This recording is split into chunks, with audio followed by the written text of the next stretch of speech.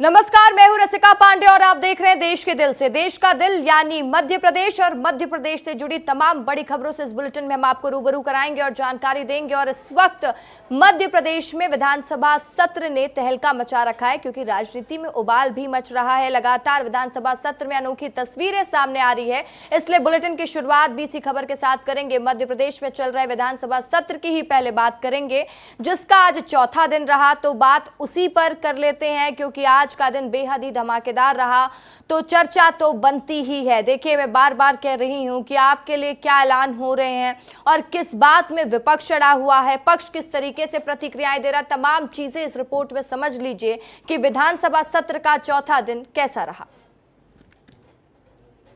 1 जुलाई से शुरू हुआ मध्य प्रदेश विधानसभा का मॉनसून सत्र चौथे दिन भी हंगामेदार रहा।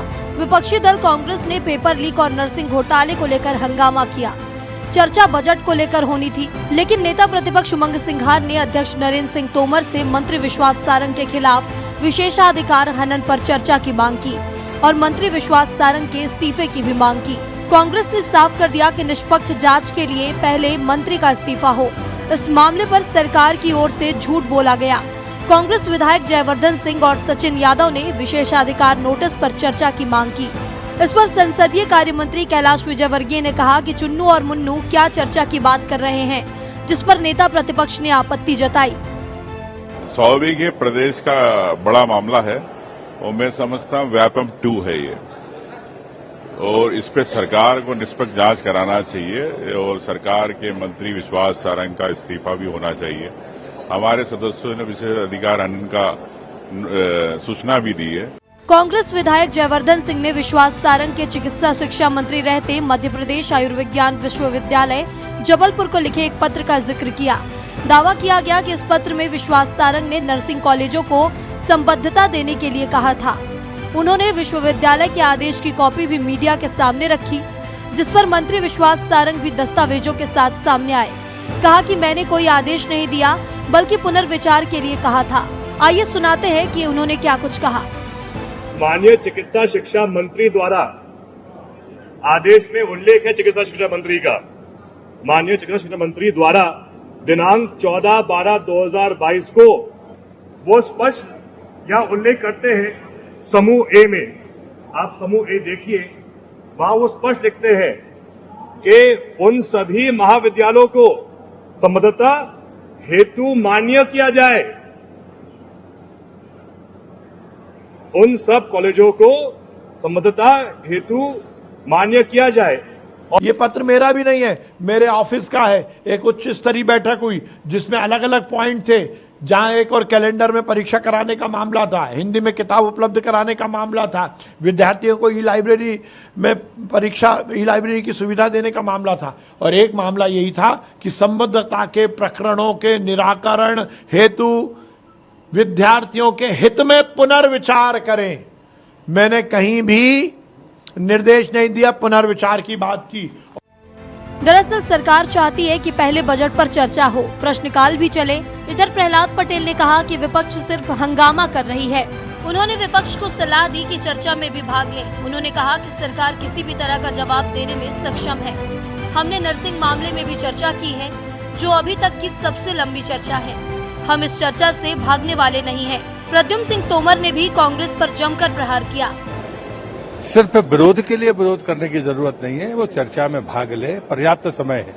और इसलिए मुझे लगता है कि प्रश्नकाल भी चले और बजट पर चर्चा हो और बजट पास हो। खूब जितना उनको मर्जी में आए वो आंकड़ों के साथ में सदन के भीतर आए। सरकार उसका जवाब देने में सक्षम है, तैयार है। जनता के हितों में चर्चा करते, बजट में कोई कमी थी तो सुझाव देते, और हमारे प्रदेश के यशस्वी मुख्यमंत्री जी उस बात को वित्त मंत्री जी सुनते और उसमें अगर कुछ जो जरूरतें पड़ती जिन हित के लिए उनको जोड़ सकते थे, पर इस पर चर्चा न करके सिर्फ मकसद हंगामा खड़ा करना है, सुर्खियों में बना रहना है। बजट पर चर्चा के दौरान नर्सिंग का ही मुद्दा छाया रहा। वैसे ही कांग्रेस ने पहले ही अपनी मंशा साफ कर दी थी कि वो सदन नहीं चलने देगी। ब्यूरो रिपोर्ट, विस्तार न्यूज। तो तो देखिए 1 जुलाई से शुरू हुआ मध्य प्रदेश विधानसभा का मॉनसून सत्र चौथे दिन भी हंगामे के भेंट चढ़ गया। वहीं विपक्षी दल कांग्रेस पेपर लीक और नरसिंह घोटाले को लेकर हंगामा करते रहे और चर्चा बजट को लेकर होनी थी, लेकिन नेता प्रतिपक्ष उमंग सिंघार ने अध्यक्ष नरेंद्र सिंह तोमर से मंत्री विश्वास सारंग के खिलाफ विशेषाधिकार हनन पर चर्चा करने की मांग पहले रखी। ऐसे में चलिए जरा ये भी देख लेते हैं कि आज कौन कौन से मुद्दे गूंजे हैं विधानसभा के सत्र में। चलिए दिखा देते हैं आपको और आपको दिखाएंगे कि किस तरीके से पेपर लीक मामले की गूंज सुनाई दी। विधानसभा में पेपर लीक मामला भी उठाया गया। विधायक राजेंद्र कुमार ने कहा कि बेरोजगारी और पेपर लीक के मुद्दे पर कि ऐसी व्यवस्था होनी चाहिए कि कोई भी पर्चा लीक ना हो सके। राजेंद्र कुमार सिंह ने कहा कि सरकार ने इंदौर में ग्लोबल इन्वेस्टर समिट के बाद 29 लाख रोजगार देने की बात कही थी, जो कि ना संभव है और ना ही विश्वसनीय लगता है। तो वही प्रश्नकाल में विधायक दिनेश राय मुनमुन ने नागपुर हाईवे की घटिया निर्माण कार्य का मुद्दा उठा दिया।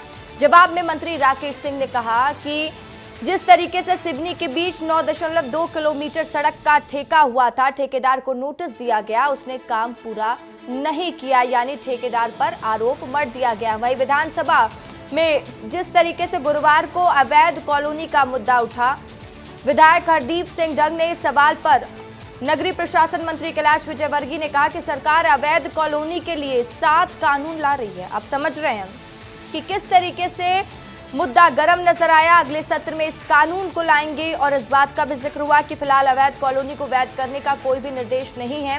सरकार अवैध कॉलोनी के खिलाफ सख्त कानून लाएगी, ऐसी प्लानिंग सरकार की है। तो जिस तरीके से विपक्ष लगातार हमलावर नजर आया, तो पक्ष ने भी अपने तर्क ठीक सामने रखे और तर्कपूर्ण रखे। वही देखिए आप, एमएसएमई मंत्री चेतन कश्यप ने मंत्री के रूप में मिलने वाले वेतन भत्ते और पेंशन का समर्पण करने का प्रस्ताव सदन में दिया। मंत्री ने कहा कि इसके पहले भी विधायक के रूप में वेतन भत्तों की राशि नहीं ले रहे थे, क्योंकि वह आर्थिक रूप से काफी सक्षम हैं। तो ये तमाम मुद्दे थे जो आज विधानसभा में उठे हैं। देखिए विधानसभा का मॉनसून सत्र लगातार जारी है और सत्र है तो हंगामेदार तो होना लाजमी है। ये तय है कि हंगामा तो होगा ही, लेकिन इन हंगामों के बीच एक अनोखा विरोध प्रदर्शन भी आज देखने को मिला। तो कैसा रहा विरोध प्रदर्शन, कैसा रहा ये अनोखा, हम क्यों बार बार कह रहे हैं कि अनोखा था विरोध प्रदर्शन और एक अलग स्टाइल का देखने को मिला, आखिर किया किसने है, ये सब विस्तार न्यूज की रिपोर्ट पे देख लीजिए, विस्तार से समझ लीजिए। मध्य प्रदेश में विधानसभा का मॉनसून सत्र चल रहा है और आज इसका चौथा दिन रहा, जहां बेहद ही अजीबोगरीब रंग देखने को मिले। कांग्रेस लगातार सत्ता पक्ष के खिलाफ अजीबोगरीब तरीके से अपना विरोध जता रही है। टिमरनी के कांग्रेस विधायक अभिजीत शाह कंधे पर बोरी लेकर ही सांसद पहुंच गए। बोरी में लिखा था मूंग की बोरी। अभिजीत शाह कंधे पर बोरी रखकर जब सदन पहुंचे तो हर किसी का ध्यान अपनी ओर आकर्षित कर लिया। इस दौरान उन्होंने नारेबाजी भी की, सरकार पर किसान विरोधी होने का आरोप लगाया। कांग्रेस विधायक का आरोप है कि भाजपा के फैसले किसान विरोध है और उनसे एक नया नियम पारित किया है, जिससे किसानों को बड़ा नुकसान होने वाला है। ये है असली चेहरा, ये बीजेपी सरकार का, मोहन सरकार का। आज किसानों की फसल को ये अंदर ले जाने नहीं दे रहे, बल्कि मैं सभी से निवेदन कर रहा हूं कि आप बोरी चेक कर लीजिए, इसके अंदर मूंग की फसल है। एक तरफ पिछले साल तक 16 कुंटल प्रति हेक्टेयर के हिसाब से मूंग खरीदी की जाती थी, इस बार उसको आधा कर दिया गया है, उसको 8 कुंटल कर दिया गया है। और जब आज हम आवाज उठा रहे हैं तो आवाज को दबाने का प्रयास भी किया जाए। मध्य प्रदेश सरकार के प्रदेश का बजट 2024-25 जारी कर दिया गया है। 4 जून गुरुवार को मोहन यादव सरकार द्वारा प्रस्तुत किए बजट पर विधानसभा सत्र में बजट पर चर्चा हुई। इस सत्र का ये चौथा दिन रहा। 3 जुलाई को बजट पेश होने के बाद ये पहली बजट चर्चा रही और इस बीच टिमरनी के कांग्रेस विधायक अभिजीत शाह मूंग की बोरी लेकर सदन पहुंचना चर्चा का विषय बना रहा। ब्यूरो रिपोर्ट, विस्तार न्यूज। तो टिमरनी के विधायक का जिस तरीके से विरोध प्रदर्शन आप देख रहे हैं बिल्कुल अनोखा था ना। ये मूंग की बोरी लेकर पहुंच गए और आरोप लगाते रहे कि पक्ष हमें आगे अंदर जाने नहीं दे रहा है। तो चलिए अब बात करेंगे बीजेपी सरकार के अभियान एक पेड़ मां के नाम की, जिसके चलते प्रदेश भर में काम किया जा रहा है और ये अभियान पूरे तरीके से देशव्यापी है, जिसके चलते प्रदेश के उज्ज्वल पे और उज्जैन में भी पुरानी बावड़ियों और पीने को और देखिए जिस तरीके से काम किया जा रहा है, पीने के पानी को संजोया जा रहा है। हमारे ग्राउंड रिपोर्ट में समझ लीजिए।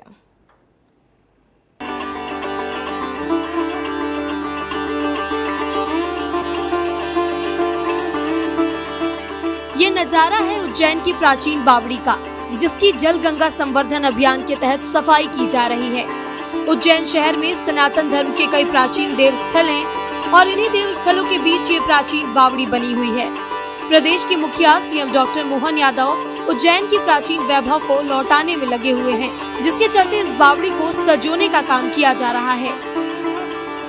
मोदी का चोपड़ा है सर ये, और हम साफ सफाई कर रहे हैं इसकी अच्छी तरह से।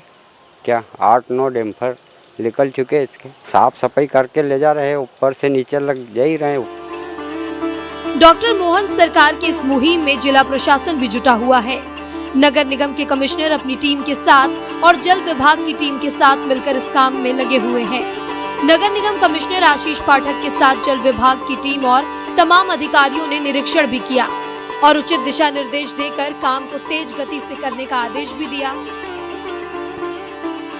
देखिए, मध्य प्रदेश शासन का जो जल संवर्धन अभी अभियान चलाया गया था, उसके अंतर्गत माननीय मुख्यमंत्री जी द्वारा मोदी का चोपड़ा का भ्रमण किया गया था। इसके अलावा जो वाटर बॉडीज हैं, इसमें करीबन 10 हम लोगों ने तालाब लिए हैं और 11 बावड़ियाँ हैं, उनकी एक विस्तृत कार्य योजना बनाई जा रही है। उसी अनुक्रम में आज जो हमारे हेरिटेज कंजर्वेशन के आर्किटेक्ट हमने बुलाए थे, चूँकि मोदी का चोपड़ा आपने देखा होगा कि पूरा खाली हो चुका है, उसकी 8वां मंजिल जब खाली होने के बाद उसका एक अलग ही स्वरूप निखर कर आता है। हमारे लिए चुनौती ये है कि उसका जो जल स्रोत है वो बहुत ही प्रभावी है और 7-8 दिन के अंदर वो पुनः भर जाता है। तो आज हम लोगों ने टेक्निकल नज़रिए से ये देखा कि कैसे उसके लेवल को मेंटेन किया जाए, साथ ही हम इसकी एक विस्तृत प्लान बना रहे हैं। आज ये सौभाग्य का विषय है कि जल गंगा संवर्धन मिशन में हमारे आदरणीय मुख्यमंत्री डॉक्टर मोहन जी यादव ने इस स्थान का स्वयं निरीक्षण करके और शासन को निर्देश दिया कि इस स्वरूप को निखारा जाए, इस स्थान को निखारा जाए, यह हमारी विरासत को संभाला जाए। नगर निगम ने इस हेतु तत्काल त्वरित कदम उठा करके इसका अभी तो बहुत अच्छी सफाई करवा दी है, किंतु आगे भी इसकी योजना बनाई गई है। अभियान के तहत प्रशासन का अमला मोदी का चोपड़ा समेत 11 बावड़ियों के सौंदर्यीकरण और रख रखाव का काम पूरा कर रहा है, जिससे इन बावड़ियों का पुराना वैभव लौट सके और पानी को भी सुरक्षित रखा जा सके। प्राचीन बावड़ियों का नवीनीकरण के साथ उसका अच्छे से उपयोग हो सके, इसे लेकर भी काम किया जा रहा है। उज्जैन की जितनी भी प्राचीन बावड़ियां हैं उसको जल गंगा संवर्धन अभियान के तहत संवारा और निखारा जा रहा है और यह संकल्प प्रदेश के मुख्यमंत्री डॉक्टर मोहन यादव ने जो सपना देखा था, अब वो धीरे धीरे साकार होते दिखाई दे रहा है। और अभी हम इस समय खड़े हैं मोदी का चोपड़ा, जो सदियों पहले इस बावड़ी से ही पूरे कम से कम उज्जैन वासियों की प्यास बुझती थी और अति प्राचीन ये जो मोदी का चोपड़ा है, इसी बावड़ी का सौंदर्यीकरण मध्य प्रदेश सरकार के यशस्वी मुख्यमंत्री डॉक्टर मोहन यादव के द्वारा यहाँ श्रमदान भी किया गया और उसके बाद जिला प्रशासन को तत्काल निर्देश दिए थे कि इस बावड़ी का पुराना वैभव मुझे लौट कर दिखाइए और उसके बाद लगातार यहाँ पर विकास कार्य किया जा रहा है। और यह जो बावड़ी है पूरी 7 मंजिला बावड़ी है। आपने सुना होगा कि 7 मंजिला तो मल्टियाँ होती हैं, बंगले होते हैं, लेकिन ये 7 मंजिला बावड़ी है और इस बावड़ी का जब वैभव लौटेगा तो आप और हम इसे देखने आएंगे, इसे निहारने आएंगे कि ये हमारा प्राचीन वैभव आखिर लौट चुका है। मैं सिंह ठाकुर के साथ संतोष कृष्णानी, विस्तार न्यूज, उज्जैन। तो देखिए आज के बुलेटिन में पॉलिटिकल बातें भी हो चुकी हैं, देशव्यापी अभियान की भी हमने बात कर ली है। अब जरा बात क्राइम की भी कर लेते हैं, क्योंकि आज खंडवा में एटीएस की टीम ने कार्रवाई की है। किस पर एक कार्रवाई हुई है और कैसे एटीएस की टीम में दबिश दी है, सब कुछ हमारी इस रिपोर्ट में देख लीजिए, फिर करेंगे विस्तार से चर्चा।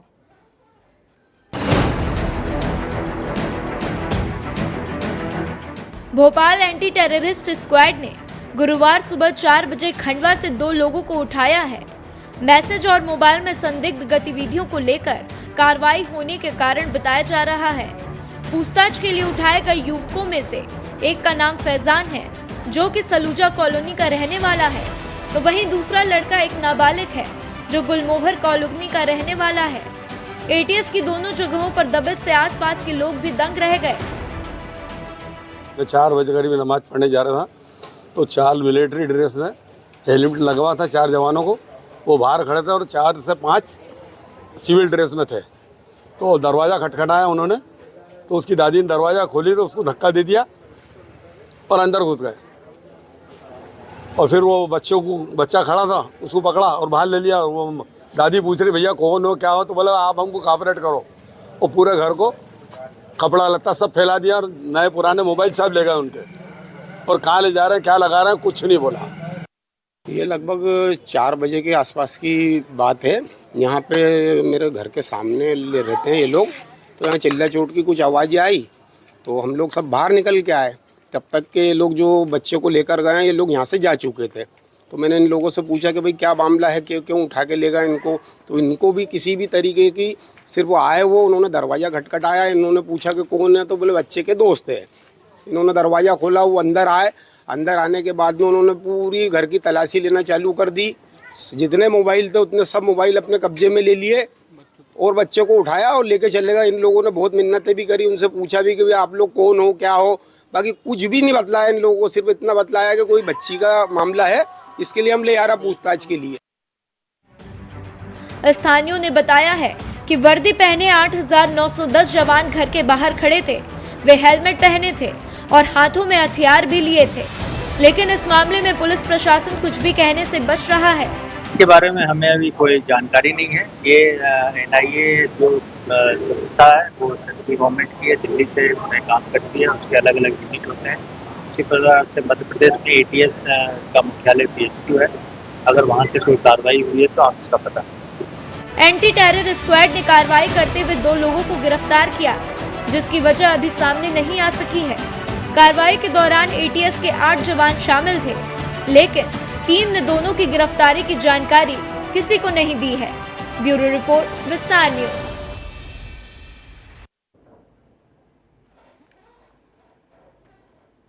इस रिपोर्ट में आपने देखा कि कैसे Bhopal anti terrorist squad ATS ने खंडवा से 2 लोगों को उठाया है, और जिसमें से एक युवक का नाम फैजान है जो कि सलूजा कॉलोनी में रहने वाला बताया जा रहा है, तो दूसरा लड़का एक नाबालिग है जो कि गुलमोहर कॉलोनी का रहने वाला है। तो लगातार कार्रवाई जारी है, लेकिन समय सीमा कम है, इसलिए आगे बढ़ेंगे और बात करेंगे यूपी के हाथरस में हुए सत्संग कांड की, जिसने हर किसी को झकझोर कर रख दिया और 121 लोगों की जान गई उस हादसे में। आप सोच रहे होंगे कि आप देश के दिल में यूपी की बात क्यों कर रही हैं, तो मैं आपको बता दूं कि ये कांड जो हाथरस में हुआ है, जिनके लिए सत्संग आयोजित किया गया था, पड़ताल करने पर पता चला कि बाबा जी का ग्वालियर कनेक्शन भी पाया गया है और वो यहाँ भी पहुंचते थे और कार्यक्रम करते थे। और जैसे ही पता चला तो विस्तार न्यूज निकल पड़ा सीधे ग्राउंड जीरो पर, और जो मिला वो आपको हैरान कर देगा। मान लीजिए हैरान हो जाएंगे आप, देख लीजिए।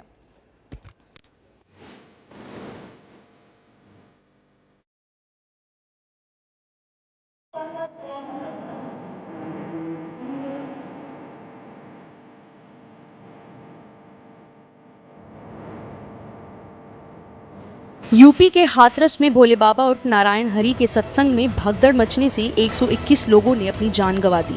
जिस बाबा का ये सत्संग था, उनका एक आलीशान आश्रम ग्वालियर में भी है। शहर से 20 किलोमीटर दूरी पर हरि विहार कॉलोनी में मौजूद है। स्थानीय लोगों की माने तो इस कॉलोनी का नाम बाबा के नाम पर ही रखा गया है।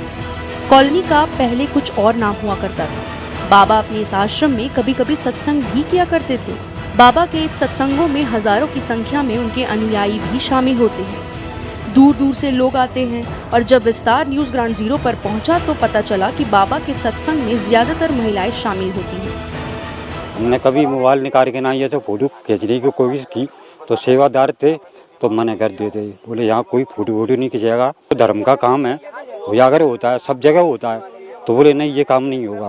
तो हम समझ गए कुछ इसमें कुछ दिक्कत है। मैंने तो देखा नहीं कि महिला उनके साथ रहती हैं, पर मैंने ये देखा था उनकी जो कमेटी के लोग थे ना, वो जो कमेटी के 2-4 लोग थे, उसने अपने कमेटी बना रखी थी, उन्होंने अपना अपना नाम लिख रखे थे, तो जो जितनी इकट्ठी करनी होती थी तो वो अपनी इकट्ठी कर लेते थे। वो कमेटी के जरिए इकट्ठी कर ले, तो महिला की अलग ड्यूटी लगा दी, फिर पुरुषों की अलग लगा दी, रोडों पर खड़े कर दिए। लोगों ने बताया कि बाबा के साथ 25 से 30 की संख्या में सिक्योरिटी रहती थी, जो बाबा के पास किसी को नहीं जाने देती थी। इसके साथ ही बाबा के चारों तरफ महिलाओं का झुंड रहता है। पड़ताल के दौरान बाबा की कुछ अनुयायी भी मिले, जो अपने पास 24 घंटे बाबा की मूर्ति लेकर चलते हैं और उन्हें ईश्वर मानते हैं। ऐसी ही एक बुजुर्ग महिला भी मिली। भगत हैं और स्वयं परमात्मा हैं, हम जान चुके, मान चुके हैं, तब हम बता रहे हैं तुम्हें। मैं तो भाई परमात्मा जान चुकी और पहचान चुकी। स्थानीय लोगों ने बताया है कि अभी 4 महीने पहले ही बाबा यहाँ गया है। बाबा के सत्संग में बुरे काम भी होते थे और महिलाओं के साथ छेड़छाड़ भी होती थी। उत्तर प्रदेश के हाथरस में भोले बाबा उर्फ हरि नारायण साकार के सत्संग में जिस तरीके से सैकड़ों लोगों की जान चली गई, अब इस बाबा का कनेक्शन ग्वालियर से भी है। यहीं हम मौजूद हैं, वहां पर बाबा यहाँ पर आते थे। ये झंडा का पूरा इलाका है जहां पर ये बाबा सत्संग करते थे और आप देख सकते हैं कि बाकायदा यहाँ पर मंच बना हुआ है और मंच के साथ साथ यहाँ पर जिस तरीके से यहाँ पर जो भोले बाबा का जो सत्संग हुआ करता था, वहां पर भी हजारों की संख्या में लोग इकट्ठे होते थे। कुछ लोग यहाँ पर मौजूद हैं, उनसे बात करेंगे। बाबा को देखा, लेकिन बाबा को अनंत भक्तों के बीच में देखा, जो मतलब वैसे ही जो समझ भी नहीं पा रहे हैं। हमने बाबा से कहा भी, मैंने कहा यहाँ पे लोगों से भी, भक्तों से भी कहा, भाई क्यों भी मतलब की भीड़ लगा रखी है, क्यों ये लोगों को, बेचारे गरीबों को परेशान कर रखा है। बाबा का कोई नहीं, परमात्मा नहीं है जी। मैंने कहा परमात्मा की एक आड़ में ये बहुत बड़ा ढोंग रच रहा है। इन्हीं का हाथ में 1 साल हो गई जब आए थे, फिर एक बार उनने सारा सिटी में लगाया था, उन्हें वहाँ से चले गए हैं, अभी तक आए नहीं है। यहाँ पर सिक्योरिटी गार्ड भी रहते थे 100 के लगभग उनके साथ में। हाँ, उनके साथ में पक्के पर गए थे। वो बहुत महिलाएं रोड पे डरी रहती थी, हमारे ही हैं ये सब कुछ, ऐसे बोलती थी वे। देख सकते हैं कि स्थानीय लोग हैं, उनका साफ तौर पर यही कहना है कि बाबा यहाँ पर आता था और सत्संग करता था, जिसमें हजारों की संख्या में भीड़ इकट्ठी होती थी। और सबसे खास बात ये बता दें कि ये जो जगह है, उस जगह, उस कॉलोनी का नाम भी हरि विहार रखा है। मतलब बाबा के नाम पर आप देख सकते हैं यहाँ पर जो मकान बने हुए हैं, उनके अनुयायी के बने हुए हैं, के अनुयायी है उनकी भी संख्या अधिक है। यही कारण है कि पुलिस अब हर पहलू से उनकी जांच कर रही है, पड़ताल कर रही है। कैमरामैन संजय चंदेल के साथ अनिल गौर, विस्तार न्यूज। तो देखिए, ये रिपोर्ट तो आपने देख ली। अब बात कर लेते हैं मध्य प्रदेश में मॉनसून की एंट्री की, क्योंकि ये खबर तो आप जानना चाहते ही हैं, क्योंकि आपके प्रदेश में मौसम का हाल जो आपको जानना है। तो देखिए, कई जिलों में तेज बारिश तो हुई है और कई जिलों में हल्की बारिश देखने को मिली है मध्य प्रदेश में, जिससे तापमान में अब काफी गिरावट देखने को मिल रही है। विस्तार न्यूज से बातचीत करते हुए मौसम वैज्ञानिक वीएस यादव ने कहा कि अगर आज की बात करें तो आज ग्वालियर चंबल इलाके में तेज बारिश के अनुमान है। साथ ही उन्होंने कहा कि आने वाले 1 हफ्ते में राजधानी भोपाल समेत प्रदेश के कई जिलों में तेज बारिश होगी। मध्य प्रदेश में मानसून की एंट्री के बाद लगातार जमकर बारिश हो रही है। राजधानी भोपाल में भी लगातार सुबह से ही मौसम बदला हुआ है और बादल छाए हुए हैं। बारिश के अनुमान जताए जा रहे हैं। ज़्यादा बातचीत करने के लिए मौसम वैज्ञानिक वीएस यादव जी हैं। सर, लगातार बारिश तो हो रही है, देख रहे हैं कई जिलों में तापमान में गिरावट आई है। आज का अगर मौसम की बात करें आजकल की, तो कैसा रहने वाला है? आज भी बारिश के पूरे आसार बने हुए हैं। जैसा कि एक पाकिस्तान से लेकर एक ट्रफ लाइन बांग्लादेश तक जा रही है, जो अपने नॉर्थ एमपी के ऊपर से गुजर रही है, और एक नॉर्थ वेस्ट उत्तर प्रदेश पे ऊपरी हवाओं का चक्रवाती केंद्र बना हुआ है। एक चक्रवाती केंद्र नॉर्थ ईस्ट एमपी पे बना हुआ हैगा और एक गुजरात के ऊपर बना है। तो गुजरात की वजह से पूरा मॉइस्चर वगैरह इंकर्शन पूरा प्रदेश में अच्छा खासा आ रहा है। उसकी वजह से बादलों की आवाजाही दिख रही है और प्रदेश भर में बारिश की उसकी उम्मीद की जा रही है। इसमें बारिश की बात करें, विशेषकर जो ग्वालियर चंबल का हिस्सा है, उसमें अब बारिश की अच्छी खासी उम्मीद की जा रही है। वहाँ पे हैवी रेनफॉल का अलर्ट भी जारी किया गया। साथ में टीकमगढ़, निवाड़ी, रीवा, मोहगंज में भी रेनफॉल का हैवी अलर्ट है, जहाँ पे बारिश 64 mm से लेके 115 mm तक हो सकती है। बड़े शहरों की अगर बात करें, भोपाल, इंदौर, उज्जैन, जबलपुर, इन शहरों में कैसा तापमान या कैसे बारिश के अनुमान? नहीं, यहाँ भी बारिश की सी अच्छी खासी बनी हुई है। भोपाल की बात करेंगे तो पर्टिकुलर वो लगातार रुक रुक के कई वर्षा के कई दौर हो सकते हैं जिसमें बारिश हो सकती है। बीते 24 घंटे की बात करें तो 3 सेंटीमीटर तक दर्ज किया गया है पूरे भोपाल की बात करेंगे। भोपाल और एयरपोर्ट दोनों जगह में 3-3 mm तक बारिश, 3-3 सेंटीमीटर बारिश दर्ज की गई है। तो तो ये मौसम वैज्ञानिक वीएस यादव जी थे, जिन्होंने बताया कि अभी आने वाले समय में लगातार बारिश की स्थिति बनी रहेगी। राजधानी भोपाल में भी लगातार बारिश हो रही है। कई ऐसे जिले हैं, आज की अगर बात करें तो ग्वालियर चंबल में ज्यादा बारिश के अनुमान जताए जा रहे हैं। कैमरा पर्सन राजाराम के साथ सूरज तिवारी, विस्तार न्यूज।